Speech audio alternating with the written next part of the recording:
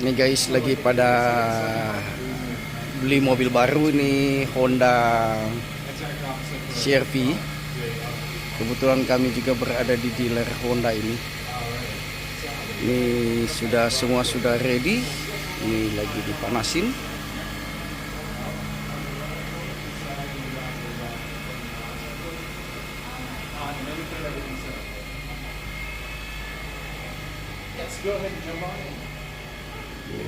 Lagi diuji coba.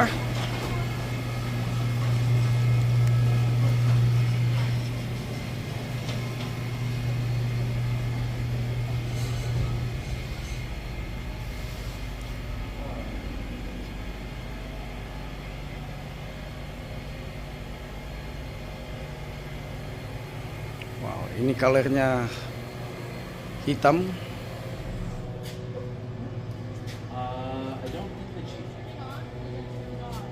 No, it's fully on. Yeah. So whenever you feel ready, go ahead and put the car into drive.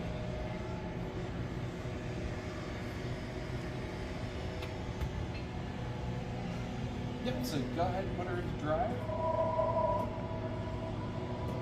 Perfect. And then just pull right out of the garage here. And then I'll join you on the inside here. And then, well, actually, I guess I'll join you on the inside here. And we'll send the car. Oh, just right outside the garage. So the moment you're out there, you can go to the car. Awas ketabrak. Keep going. You're good. Ini mobil baru ini. All right, perfect. All right, let's head out and greet her. All right.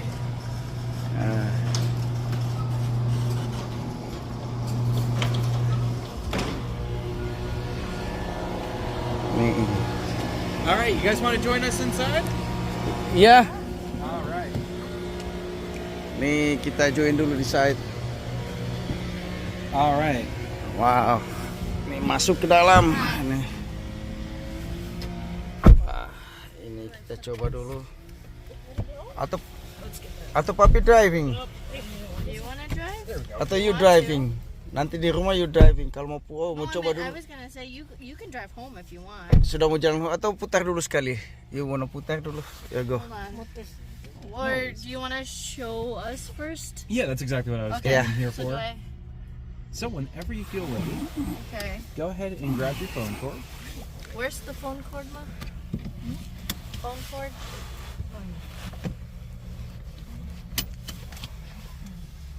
Perfect. Okay. All right, now do you see where the little USB portion is? Yeah, Right right here. there. Perfect. Okay. And then plug your phone in. Okay. And if you want to close your window there, you Oh. totally can. Just a smidge bit cold out there. Yeah. Okay. All right. And so now, first and foremost, you'll press yes on there. Perfect. Okay. And then on your phone, it might also ask you to make sure that everything's good. Perfect. Cool. All right. So you'll see that the top thing on the left there, it shows your Apple CarPlay. Or sorry, not your Apple CarPlay, your Google Maps there. Do you want to Okay. click that for me real quick? Perfect. So this will be a lot of times what you'll see first. Mm-hmm.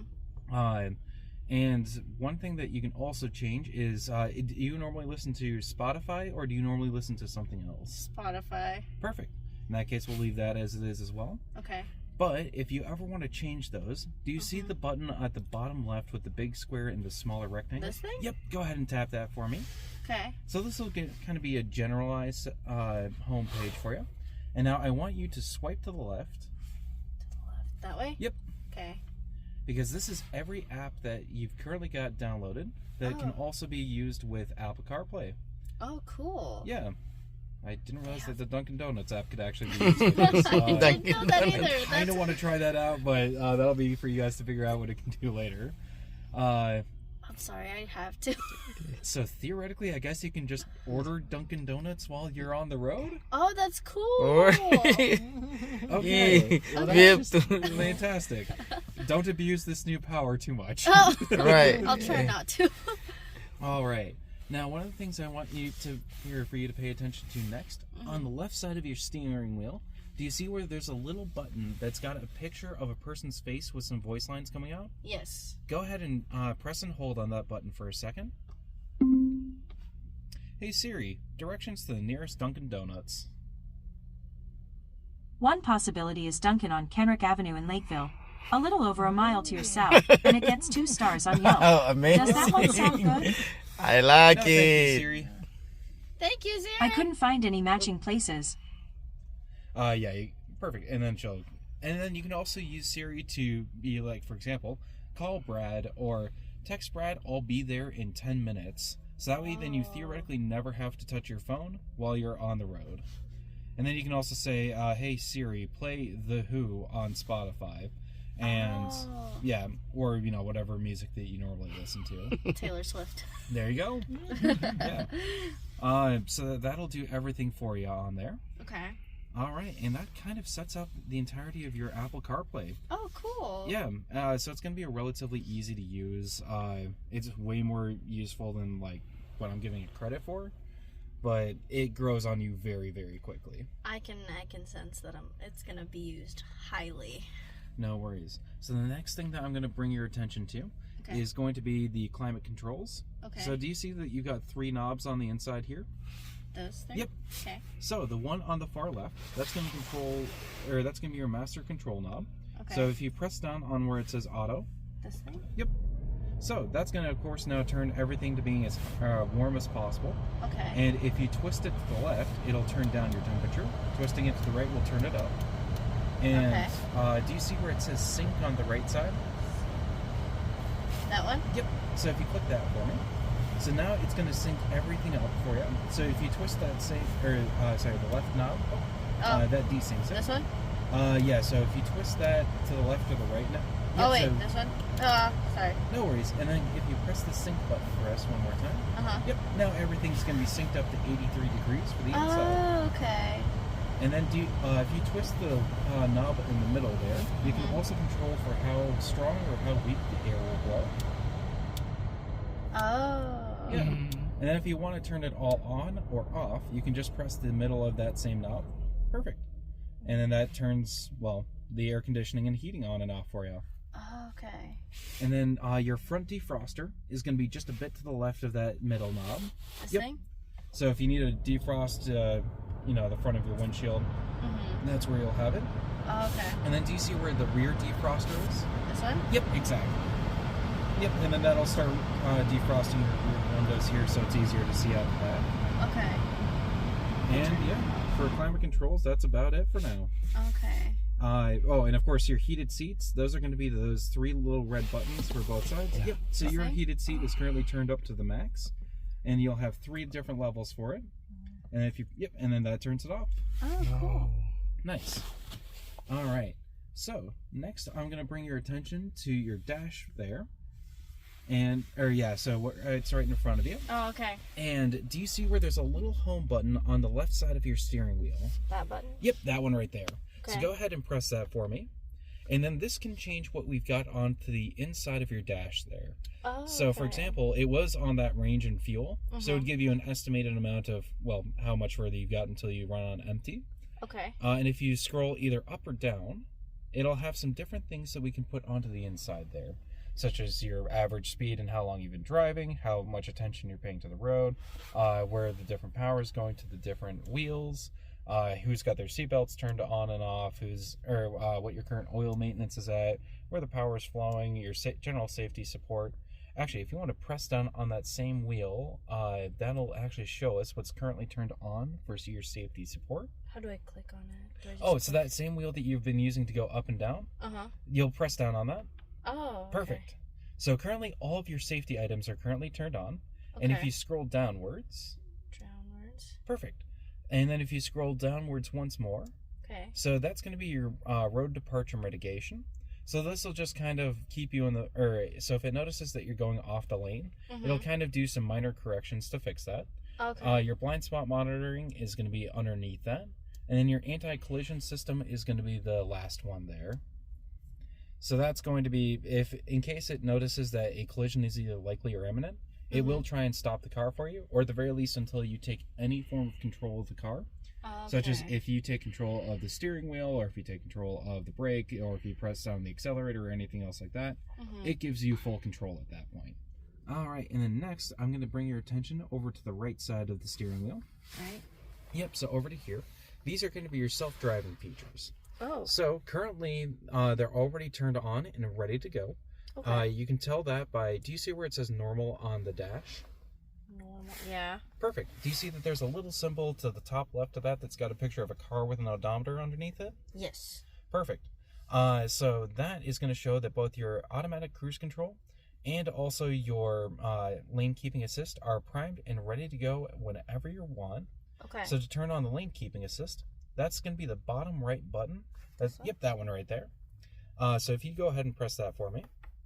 Now you'll see that that same symbol is turned on the front of your dash as well. So whenever you get up to about 30 miles an hour, and as long as the camera ensemble is able to see the road, it'll just kind of do what it can to keep you in the middle of the road. It's like a more advanced version of the lane mitigation system. Oh, okay. And so theoretically, you could even take your hands off the wheel for an upwards of 30 seconds while you're on the highway. So if you just need a quick grab a bite, or if you're just trying to grab something from the middle of the console or something like that, you can take your hands off the road or off the wheel if you want. Okay. And then the button to the left of that. So? Yep. So that's going to be the distance, your follow distance. So if you press that once for me, you'll see that 4 lines just appeared on the dash for a second there. Yeah. So that's going to stand for 10 seconds behind the person in front of you. Okay. And so that'll be for your cruise control. And of course, you'll set that as you normally would by pressing downwards on the set button once you're at the speed that you want to be. Okay. And it's going to be that little trigger that's kind of right next to where it says set. Yeah. This little thing? Yep. So you'll press downwards on that once you're at the speed that you want to be. Okay. And then it'll keep you 10 seconds behind the person in front of you if it detects anybody. And if you press that same button twice for me. This button? Yep. Now it's going to show 3 lines, and that's going to be for 7 seconds. 2 lines is 5 seconds, and 1 line is going to be 3 seconds. Okay. Yeah, and you can also change that on the fly as well. So if traffic's getting a little heavier and you want to be a little closer to the person in front of you, you can go down to 3 seconds. If it's a pretty wide open highway and you kind of want to be behind the person in front of you, you can go to 3 or 5 or 7 or kind of whatever that you want to be, whatever you feel safest at. Okay. Yeah. Cool. So that's basically the cruise control, right? Yes. Okay. All right. Then next is going to be your headlights. So that's going to be that stick that's behind your steering wheel. Yep, that one right there. Okay. So currently the lights are set to automatic. Okay. And it looks like our lights are actually turned on. If we take a look in front of us, you'll notice that the car in front of us looks a little shinier. Yeah. So this also has automatic high beams as well. So once it gets a little darker out, it'll actually automatically turn your high beams on, but it'll turn them off automatically as well if it detects either brake lights or if it detects headlights coming from in front of you. So that way then, you're not accidentally being rude to those around you. Okay. And of course, that's something that you'll be able to turn on and off. Okay. And then if you push that stick forwards. Forward. This way? Oh, so that's towards you. So that temporarily turns your brights on. And then if you push it the other way, there you go. Then that'll permanently keep your brights on. Okay. That's Awesome. bright. And so next I'll bring your attention to the other stick that's on the right side. This one? That's going to be for your windshield wipers.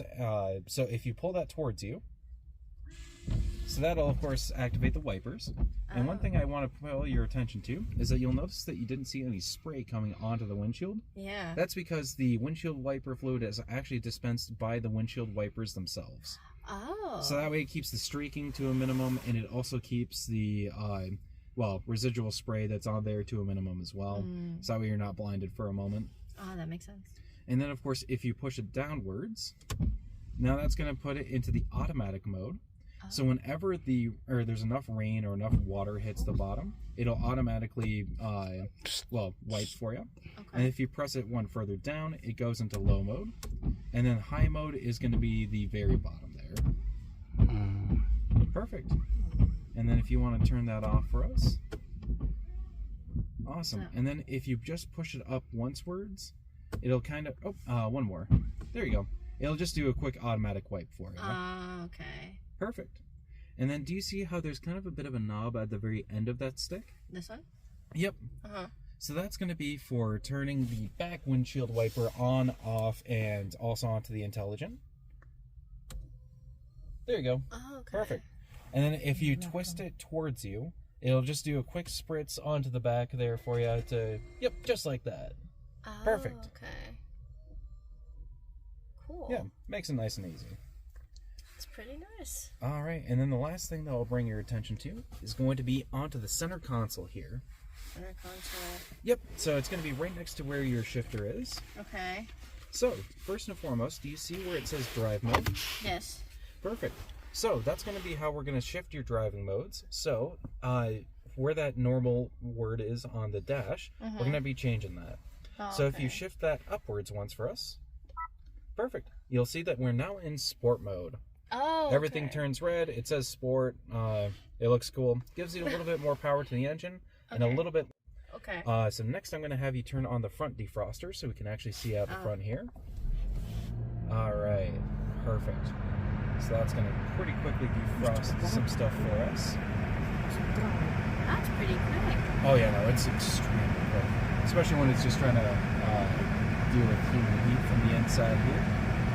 All right, and so now that we can see a little bit out in front of us, what I'm going to have you do is put us into drive. Okay.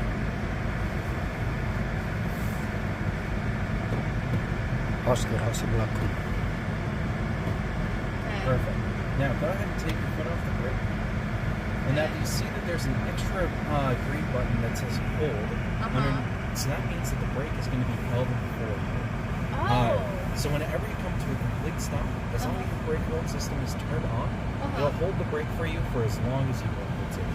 And then to go forwards, all you have to do is just gently tap or even just slam onto the accelerator. So I'll have you tap on the accelerator, bring us forward by about 3 feet, and then I'll have you bring us to a complete stop. Okay. Yep, and then perfect. Now go ahead and take your foot off the brake. Okay. And now you'll see that we're not moving at all. Yeah. So if we didn't have the brake hold system turned on, it would actually still have us going forward. Oh, that's kind of cool. Oh, it's so ridiculously efficient. You might not be able to go back to driving a normal car after this. Probably not. I mean, I kind of like that. Yeah. That's kind of nice. It takes about a week or so to truly get addicted to it. But once you've started to use it, you won't be able to go back. I don't think I can. Do I then if I'm trying to go back to park, then do I just press on the brake and then change No, you can just put yourself right in the park SBR. without tapping on the brake? Yeah, no, go ahead and put yourself in the park. Boom. Oh. Jadi nggak usah pencet the brake. No. Don't have to And push the brake. No. Just push the stick right away. Yeah. Because the brake hold thingy is on, so it's holding my brakes. Oh, Right really? now. Oh, Yeah. okay. Perfect. That's kind of cool. Almost finished right there. Okay.